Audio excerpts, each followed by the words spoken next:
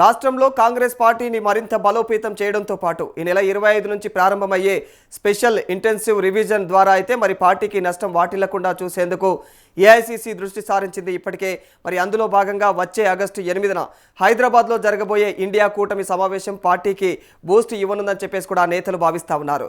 తాజాగా ఢిల్లీలో ఈ నెల 8న సమావేశమైనటువంటి ఇండియా కూటమి నేతలు అనేక కీలక అంశాలపైన చర్చించారు.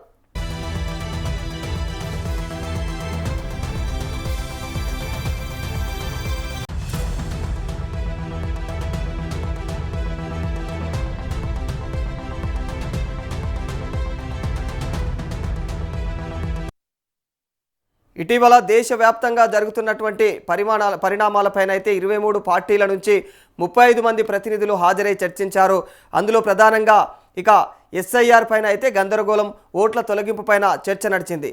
మరి అయితే మోసపూరిత ఎన్నికలపైన సుప్రీంకోర్టుకు కూడా లేఖ రాస్తామని చెప్పేసి ఇప్పటికే ఏఐసీసీ చీఫ్ మల్లికార్జున ఖర్గే కూడా తెలియజేశారు.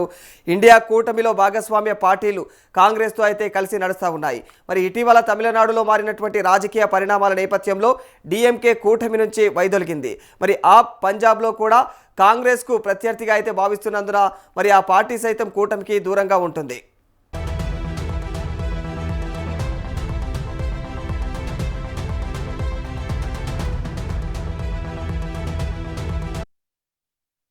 రాష్ట్రంలో జరగబోయే ఎస్వీఆర్ ప్రక్రియపైన తనకున్నటువంటి అభ్యంతరాలను ఇప్పటికే కాంగ్రెస్ పార్టీ వెల్లడించింది. ఈ మేరకు ఇక సిఈసికి కూడా తమ యొక్క అభ్యంతరాలు, సూచనలు, అభిప్రాయాలతో కూడినటువంటి వినతి పత్రాన్ని ఇటీవలే మరి టీపీసీసీ చీఫ్ మరి మహేష్ కుమార్ గౌడ్ అయితే తెలియజేశారు. మరి ఎస్ఐఆర్ ప్రక్రియతో ఇటీవల ఎన్నికలు జరిగినటువంటి బెంగాల్లో 90 లక్షల ఓటర్లను అయితే తొలగించడం ద్వారా ఫలితాలు తారుమారు అయ్యాయని చెప్పేసి కూడా ఆరోపించారు.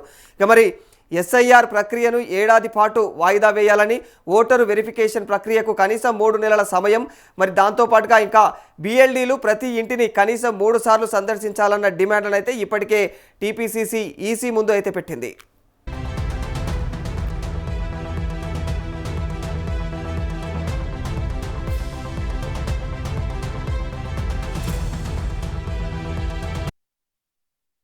ఈ నేపథ్యంలో రాష్ట్రంలో మరో 2 వారాల్లో ప్రారంభం కానున్నటువంటి ఎస్ఐఆర్ ప్రక్రియ పైన ఆసక్తి నెలకొంది. ఇప్పటికే కాంగ్రెస్ బిఎల్ఏల నియామకం చేపట్టడంతో పాటు వారికి శిక్షణ కార్యక్రమాలను కూడా ట్రైన్ చేస్తూ దాని ద్వారా వాళ్ళందరికీ కూడా అవగాహన కల్పిస్తూ ఉన్నారు. మరి సాంకేతిక, క్షేత్రస్థాయి విధి విధానాలపైన సమగ్రమైనటువంటి శిక్షణ, అవగాహన కల్పిస్తూ ఉన్నారు.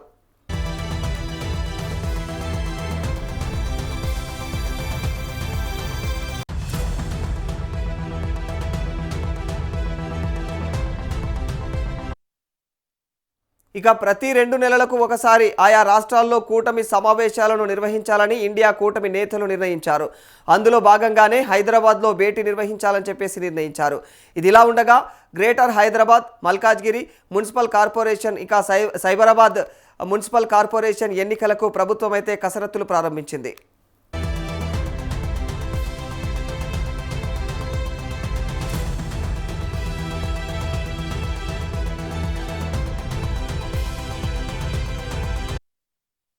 అయితే ఈ 5-6 నెలల్లో ఇక ఈ 3 కార్పొరేషన్ల ఎన్నికలైతే జరిగే అవకాశం ఉంది.